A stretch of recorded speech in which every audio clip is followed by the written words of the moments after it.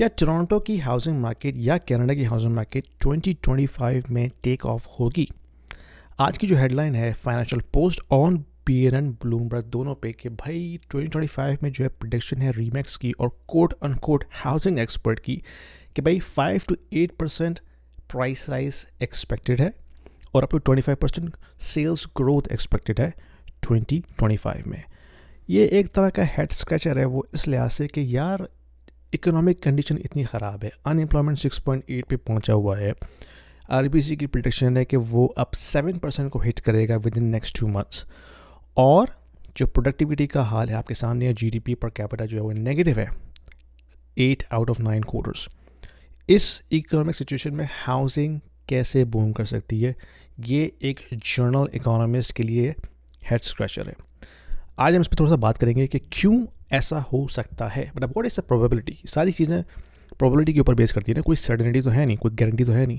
तो we just assess the situation based upon the probability and statistics. अच्छा, एक चीज़ होती है फाइनेंशियल रिप्रेशन। अगर आपको नहीं पता तो आप इसके बारे में पढ़िएगा। मैं आपको बहुत सादा अल्फाज में बताता हूँ कि भाई अगर गवर्नमेंट के पास इतना टैक्स कलेक्शन ना हो कि वो अपने एक्सपेंसेस को पूरा कर सके, तो उसके लिए चारा बचता है सिर्फ बोरोइंग का। तो जब वो पब्लिक बोरोइंग करते हैं तो वो अपने एक्सपेंसेस को उससे मीट करते हैं इन एंटिसिपेशन के जब ग्रोथ आएगी हम उस बोरोइंग को पे ऑफ कर देंगे। लेकिन जो वेस्टर्न इकोनॉमीज़ का इस वक्त हाल है, through out western economies, Europe, UK, Canada, Australia, US तो सबसे आगे है इसके अंदर, कि उनकी जो बोरोइंग है वो क्वाड्रुपल मल्टीपल फोल्ड्स बढ़ती चली जा रही है। यानी कि यूएस में $36 ट्रिलियन का डेट है उनके ऊपर। कनाडा का जो डेट है वो अराउंड $1.2 ट्रिलियन है। इसी तरह जितनी भी दूसरी वेस्टर्न कंट्रीज़ हैं, they are running massive fiscal deficits. जब भी फिस्कल डेफिसिट डन होता है, you actually create new money in the system that actually devalue your currency. उसकी वजह से इन्फ्लेशन होता है। इन्फ्लेशन की वजह से आपकी एसेट प्राइसेस जो हैं वो बूस्ट करती हैं, और एसेट प्राइसेस बूस्ट करने की वजह से क्या होता है, जीडीपी थोड़ा बहुत ग्रो होता हुआ नज़र आता है। ठीक है, लेकिन जो डाउन साइड है उसकी वो ये है कि आपकी जो परचेसिंग पावर है in the form of currency वो डिप्रिशिएट हो जाती है। तो अब डेट इस लेवल पे पहुंच चुका है कि यूएस का अगर हम देखते हैं तो यूएस की जो interest on their debt payment है वो उनके डिफेंस बजट से भी ज़्यादा है। मतलब ये मज़े का ख़ास बात है ना, लेकिन दैट्स ट्रू। और जो प्रोजेक्शन है उनकी डेट की, that is going to go bananas by 2050।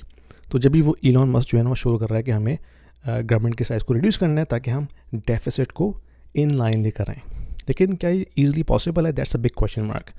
तो अब अगर आप प्रोडक्टिविटी से जीडीपी ग्रो कर नहीं सकते, ठीक है, पॉपुलेशन ग्रो को देखते हैं तो पूरा वेस्टर्न इकॉनमी जो है वो इस वक्त पॉपुलेशन क्राइसिस में है। कनाडा का जो बर्थ रेट है वो है 1.26 चाइल्ड पर वुमेन। हेल्दी इकॉनमी के लिए ज़रूरी है एटलीस्ट 2.5। कनाडा 1.26 पे खड़ा हुआ है। तो जब आपके पास बर्थ रेट इतना स्लो हो तो जो गैप है वो आप इमिग्रेशन से कवर करते हैं, जो कि कनाडा पिछले 20-30 साल से पूरा कर रहा है। लेकिन अब हम इस स्टेज पे पहुंच गए कि जो एग्जिस्टिंग सोसाइटीज़ हैं, कम्युनिटीज़ हैं, वो पुशबैक कर रही हैं मज़ीद इमिग्रेशन को। That means that is not the viable solution any more. तो अब तीसरा ऑप्शन क्या बचता है? तीसरा और आखिरी ऑप्शन वो है फाइनेंशियल रिप्रेशन, मीनिंग कि गवर्नमेंट करेंसी को डेप्रिशिएट करेगी, डिबेस करेगी, उससे नए डॉलर्स प्रिंट होंगे और उन न्यूली डॉलर से जो है वो डेट को पे किया जाएगा। क्योंकि डेट अब इतना हाई चले गया है, उसको नीचे लाना ज़रूरी है, वरना that becomes a falling economy. तो उनके पास अब यही तरीका है। अब जब डेप्रिशिएट होगी करेंसी तो क्या होगा, जो हार्ड एसेट्स हैं वो जो हैं मज़ीद एक्सपेंसिव हो जाएंगे, जिसमें स्टॉक्स है, जिसमें बिटकॉइन है, जिसमें कमोडिटीज़ हैं, gold, copper, silver, uranium, oil, और उसमें रियल एस्टेट भी आता है। ख़ास करके अगर रियल एस्टेट जो है वो मज़ीद डेवलप ना हो रहा हो। अगर हम हाउसिंग स्टार्ट्स को देखते हैं कनाडा में अक्रॉस द कंट्री तो अभी थोड़ा सा अपटेक आई है फ्रॉम जुलाई, लेकिन ओंटारियो जो कि सबसे पॉपुलस पॉपुलेशन है, जहाँ पे सारी एक्टिविटी होती है, जहाँ पे सारी इमिग्रेशन आके ठहरती है, जहाँ पे पॉपुलेशन का बूम है, वहाँ पे जो आपका हाउसिंग स्टार्ट्स है वो 34% है down compare to last year. तो यानी कि जो पाइपलाइन है न्यू कंस्ट्रक्शन की वो मज़ीद नहीं बढ़ रही। तो अभी तो 2-3 साल तक हमारे पास सप्लाई है, लेकिन further down the road we have no more supply coming in. तो क्या हो रहा है, हाउसिंग स्कार्स हो रही है, यानी कि लिमिटेड सप्लाई आ रही है इन द फ्यूचर। तो currency debasement, less supply in the future, इन सब को देखते हुए हाउसिंग का क्रैश होने का सीन तो नहीं बनता। मैं ये नहीं प्रेडिक्ट कर रहा कि housing is going to go to the moon, लेकिन एटलीस्ट वो जो बियर्स हैं जो ये प्रेडिक्ट कर रहे हैं कि भाई 2014 की प्राइसेस पे चली जाएगी हाउसिंग प्राइसेस कनाडा में, that is not looking like a probability to me at least. जबकि आपकी करेंसी डिप्रिशिएट हो रही हो और आपके पास न्यू सप्लाई भी ना आ रही हो, तो जो एग्जिस्टिंग, अगर इमिग्रेशन बंद भी कर दें, जो एग्जिस्टिंग पॉपुलेशन है they need housing to sustain. और जिनके पास पैसा है, जो कि रिच लोग हैं, उन्होंने अपना पैसा कनाडा में रहते हुए हाउसिंग में ही पार्क करना है, अनलेस वो कैपिटल बाहर ले जाएं, क्योंकि कनाडा में और कोई इन्वेस्टमेंट अपॉर्चुनिटी आपके पास है नहीं। अगर मैं अपनी बात करूं तो मैं या तो यूएस स्टॉक में इन्वेस्ट करता हूं, बिटकॉइन में इन्वेस्ट करता हूं, या हाउसिंग में इन्वेस्ट करता हूं, ठीक है, कनाडा में। और मेरे पास कोई कनाडा में इन्वेस्टमेंट की अपॉर्चुनिटी है नहीं। तो अगर इसको देखते हैं तो मुझे कोई सीन नज़र नहीं आ रहा कि हाउसिंग क्रैश होगी, लेकिन मैं ये नहीं कह रहा कि वो 2022 के लेवल पे चलेगी दोबारा से, लेकिन it is not likely crashing any time soon. तो सीन नज़र आता है कि एसेट प्राइसेस जो हैं मज़ीद स्ट्रॉन्ग होंगी going forward, especially when the currency is being depreciated and there is no more supply coming in the next 3 to 4 years. मैं गलत भी हो सकता हूँ।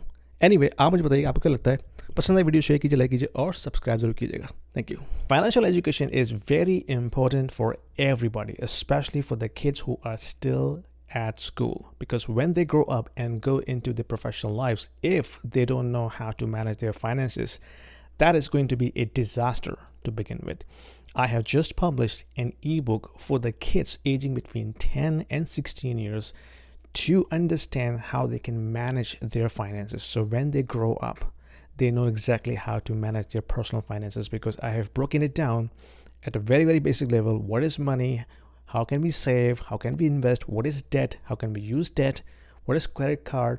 And how we can set ourselves for the financial future when we go into our professional life. So if you are a parent looking for a very simple to use ebook for your kids, click the link below to order the copy for your kids and let me know what you think about that. Let's get back to the video. If you are an investor in the US, in Canada, or in Europe, and you are considering investing into Dubai real estate market, this video is for you, because we have a platform called Stake, which allows you to invest into the residential real estate market and start earning rental income right away without going through a lengthy documentation process or coming up with a heavy down payment.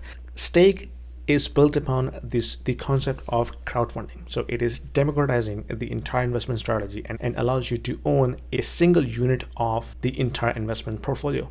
So you don't have to own the entire property, right? You can be part of the pool that can actually own a piece of property, a piece of real estate.